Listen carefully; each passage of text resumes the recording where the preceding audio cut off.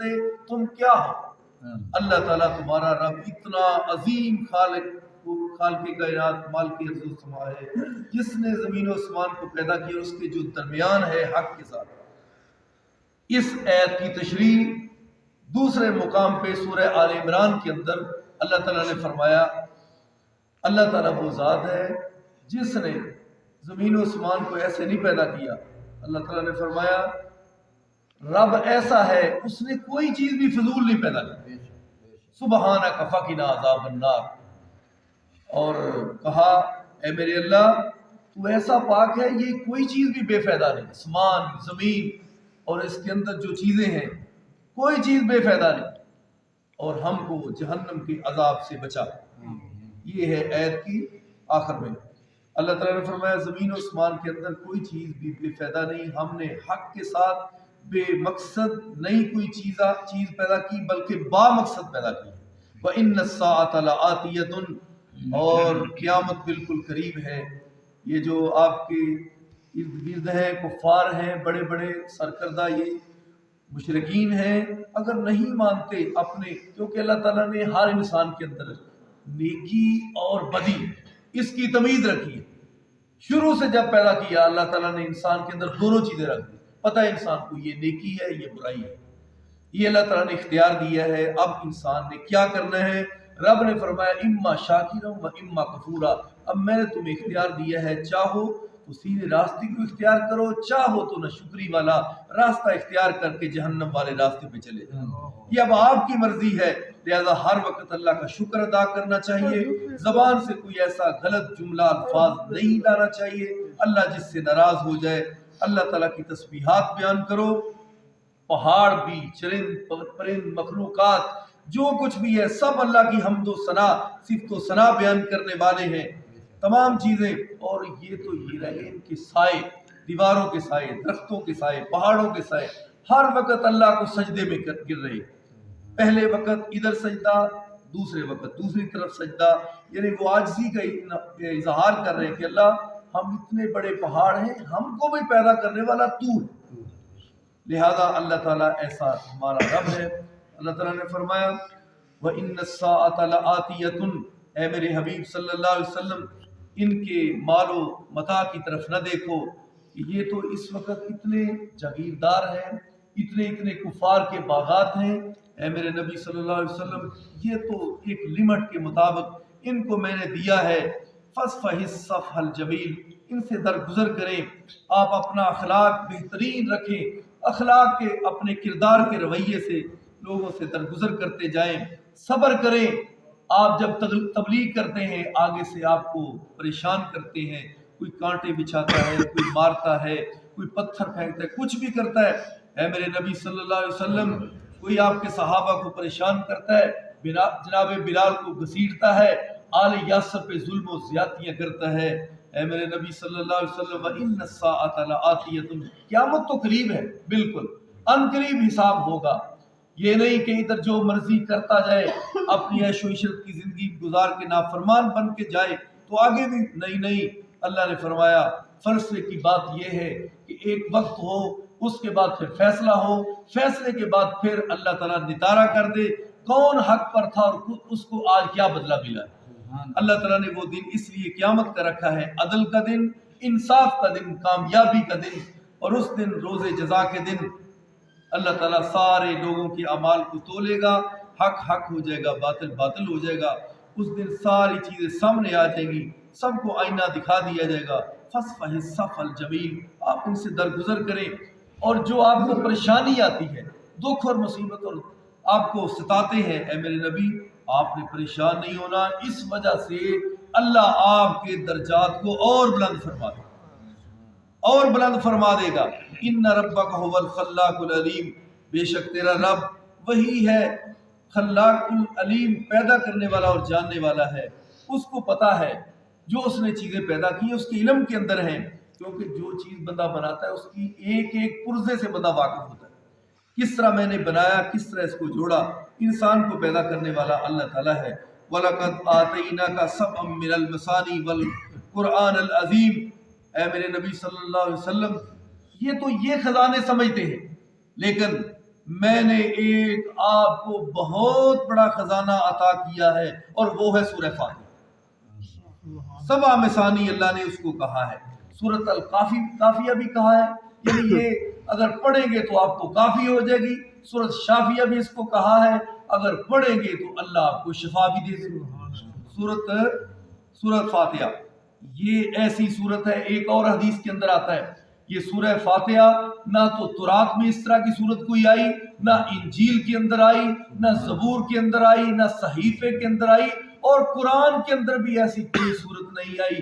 قرآن کے اندر اللہ نے جو شروع میں سورہ فاتحہ یہ جو ہم پڑھتے ہیں اور ہر نماز کی ہر رکعت میں پڑھتے ہیں، اس لیے اللہ تعالیٰ نے اس کی کوئی اہمیت ہے، فضیلت ہے، آخر کوئی وجہ ہے.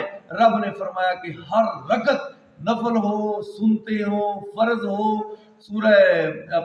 فرض ہو، نفل ہو، عید کی نماز ہو، جنازے کی نماز ہو، ہر رکعت میں ہر تکبیر میں آپ نے سورہ فاتحہ ضرور پڑھی. کوئی وجہ تو ہے، خزانہ ہے بہت بڑا. اللہ نے یہ خزانہ ہم کو عطا کیا ہے اور اللہ تعالیٰ نے یہ تقسیم کر دی اپنے اور اپنے بندے کے درمیان. اللہ تعالیٰ اور صحیح مسلم کے اندر حدیث ہے، آپ نے فرمایا جس بندے نے سورہ فاتحہ نہ پڑھی اس کی نماز فہیہ خداجن خداجن خداجن. حضور علیہ السلام نے 3 مرتبہ فرمایا اس کی نماز ناقص ہے، ناقص ہے، ناقص ہے، اس کا کوئی فائدہ نہیں، ناقص ہے وہ نماز. اور جس لا صلاۃ لمن لم یقرأ بفاتحۃ الکتاب، بخاری میں حدیث ہے، فرمایا اس کی نماز ہی نہیں جس میں سورہ فاتحہ نہیں. لہذا بندہ آیا کیا کرنے دنیا، فرض وضو بھی کر لیا، وقت بھی، دکان بھی بند، ٹائم بھی بند لیا اور سب کچھ کیا، لیکن آ کے ایسے کھڑے ہو کے واپس چلا گیا. کرنے کیا ہے، کیا مقصد کیا ہے اس کا؟ اللہ تعالی ہم کو با مقصد بنائے. آقا علیہ السلام نے جماعت کروائی، جماعت کروانے کے بعد میرے نبی صلی اللہ علیہ وسلم صحابہ کی طرف رخ انور کیا. پھر میرے نبی صلی اللہ علیہ وسلم نے صحابہ سے پوچھا آپ آج مجھے قرات جو ہے بڑی مشکل ہوگی، قرات کرنا بڑی مشکل ہوگی، مجھ پہ وزری ہو، مجھے لگتا ہے تم میرے پیچھے کچھ پڑھتے ہو، کیا میرے پیچھے کچھ پڑھتے ہو؟ صحابہ نے فرمایا ہاں اللہ کے حبیب پڑھتے ہیں. فرمایا آج کے بعد کچھ نہیں پڑھنا، سورہ فاتحہ پڑھنی، باقی کچھ پڑھنا نہیں، اگلی سورت سننی ہے، سورہ فاتحہ پڑھنی ہے، اس سے زیادہ وضاحت تمہیں کون دے. لہذا اہل حدیث کا انشاءاللہ مسئلہ حق ہے، سچ ہے. سورہ فاتحہ اکیلے ہو پھر بھی پڑھنی ہے، نفل، فرض، سنتے، نماز جنازہ. اب ہم آپ کو کیا بتائیں، آپ اس وقت اللہ کے فضل و رحمت سے مفتی اعظم، پوری دنیا کے جو مفتی اعظم دیوبند کے، انہوں نے کراچی میں اپنے بھائی مفتی رفیع عثمانی کا جنازہ پڑھایا. انہوں نے جنازے کے اندر سورہ فاتحہ پڑھی. بہت بڑی ہزاروں کی تعداد میں دنیا تھی. جب تھوڑی تھوڑی ان کی آواز سپیکر میں آئی تو بعد میں علماء کے منہ لٹک کے اب کیا ہو گیا، سورۃ فاتحہ پڑھ دی انہوں نے، یہ تو اہل حدیث کا موقف سچا ہو گیا. اب تو دیوبند کے مفتی اعظم نے پڑھ دی ہے. تو ان سے سوال کیا گیا، انہوں نے کہا میں نے ریسرچ کی ہے، میں نے مطالعہ کیا ہے. وہ سب سے بڑے عالم ہیں اس وقت دیوبند کے، کراچی کے. انہوں نے کہا میں نے مطالعہ کیا اس لیے میں نے پڑھ دی. یہ تو اب بھی تمہیں حق نہ سمجھ آئے تو پھر کہاں سے حق سمجھ آئے گا. سورہ فاتحہ جنازے میں بھی ہے. حضرت عبداللہ ابن عباس میں صحیح بخاری کھولو، جب جنازہ پڑھایا سورہ فاتحہ پڑھی اور آگے الفاظ بیان کیے، کہا صحابہ کی جماعت لِتَعْلَمُوا أَنَّهَا سُنَّةٌ، میں نے سورہ فاتحہ اس لیے پڑھی ہے تمہیں پتہ چل جائے نبی کی سنت صلی اللہ علیہ وسلم، تمہیں پتہ چل جائے. صحابی بیان کر رہے ہیں تمہیں پتہ چل جائے نبی کی سنت ہے. اب صحابی سے بڑا کوئی اور بھی قول ہو سکتا ہے، اس سے بڑی کوئی وضاحت ہو سکتی ہے. لہٰذا یہ کسی امام کی بات نہیں، حضرت عبداللہ ابن عباس کی بات ہے، صحیح بخاری میں ہے اور تمہارے مفتی اعظم نے بھی پڑھ دی. اب تو اللہ کا خوف کرو. لہذا سورہ فاتحہ کہتے ہیں کہ امام کے پیچھے پڑھنا بہت بڑا جرم ہے. قرآن کی نص ہے کہ اللہ نے فرمایا وَإِذَا قُرِئَ الْقُرْآنُ فَاسْتَمِعُوا لَهُ وَأَنصِتُوا، جب قرآن پڑھا جائے خاموش ہو جاؤ. بھئی قرآن پڑھا جائے، پاک نبی نے فرما دیا ہے قرآن کی قرات ہو جائے تو خاموشی سے سنو، سورت کو سنو. لیکن پاک نبی نے یہ بھی فرما دیا سورۃ فاتحہ پڑھو. اب نبی علیہ السلام نے تو وضاحت فرما دی ہے، اب تمہیں کس طرح کی کیا پریشانی کیا ہے؟ نبی صلی اللہ علیہ وسلم نے واضح طور پہ آپ نے فرما دیا کہ میرے پیچھے سورۃ فاتحہ پڑھنی ہے. مکہ مکرمہ میں اب بھی جاؤ حرم کے اندر، ادھر امام ٹائم دیتے ہیں سورۃ فاتحہ پڑھنے کے لیے. سورۃ فاتحہ ساری پڑھ کے پھر تقریباً آدھا پونا منٹ امام صاحب خاموش رہتے ہیں کہ سورۃ فاتحہ میرے پیچھے آپ پڑھ لیں. لہذا دو طریقے ہیں پڑھنے کے. ایک تو امام کے پیچھے پیچھے پڑھو، ایک دو لفظ پیچھے رہو. دوسرا طریقہ یہ ہے جب ولضالین آمین ہو جائے اس وقت امام صاحب تک تھوڑی دیر خاموش رہیں تو مقتدی پیچھے پڑھ لیں. دو طریقے سورۃ فاتحہ پڑھنے. لہذا سورۃ فاتحہ کے بغیر کوئی نماز نہیں، کوئی نماز نہیں. واضح حدیث ہے اور جامع ترمذی کے اندر بھی ہے، صحیح اور بھی ہے. اور کہتے ہیں پھر امام کے پیچھے تو بول نہیں سکتا بندہ. میرا یہ سوال ہے جب پیچھے سے کوئی بندہ آتا ہے، آگے امام صاحب پڑھ رہے ہیں تو وہ کہتا ہے 4 رکعت نماز زور پیچھے سے امام دے منہ قبلہ شریف دے اینیاں گلاں تے کر لئی ہے، سورۃ فاتحہ نہیں پڑھی دی پئی. سورۃ فاتحہ کے پڑھی دی پئی ہے، پیچھے کیوں آکھیا سوئی نہ کوئی. یہ اگر سورۃ فاتحہ دی موجودگی کچھ پڑھنا جائز نہیں تے یہ کیوں پڑھنا جائز ہوگا. پہلے نمبر تے یہ دلیلاں یاد رکھو اپنے ذہن مضبوط گھٹ کے انہوں اپنے ذہن سٹور رکھو. جدوں کوئی آکھے نہیں پڑھنی انہوں آکھو 4 رکعت نماز پڑھیا نہیں. یہ کتھے آیا ہے؟ جدوں وہ نہیں پڑھنا تے پھر یہ پڑھنا کتھے ہو گیا؟ جدوں اینا کوئی ٹائم لا کے اینا کچھ آکھتا ہے 4 رکعت نماز پیچھے اس امام دے منہ قبلہ شریف دے، جبکہ کسے حدیث وچ یہ لفظ ہے ہی کوئی نہیں. نہ جنازے دی تکبیراں دی نیت ہے وے تے نہ نماز دی کوئی ہے وے. نیت دل دے ارادے دا نام ہے. اللہ تعالی ہم سب کو صحیح نبی علیہ السلام کی جو حدیث ہے الحمدللہ مسلک حق اہل حدیث سچا ہے. رفع یدین پہ آج تک کوئی سامنے نہیں آیا اور نہ ہی آ سکتا ہے قیامت کی دیواروں تک. اتنا عظیم ذخیرہ ہے رفع یدین کرن پہ کہ شروع کرنے پہ رفع یدین، رکوع جاتے ہوئے، سر اٹھاتے ہوئے رفع یدین کرنا. 2 رکعتوں کے بعد 10 صحابہ حضرت ابو حمید سعدی کی روایت ہے اور بھی بہقی کے اندر روایت ہے. بے شمار جدھر چاہتے ہو جس طرح چاہتے ہو اللہ کی رحمت سے ہم تسلی کرانے کے لیے تیار ہیں. آگے ماننا نہ ماننا آپ کی مرضی، وہ آپ کی مرضی.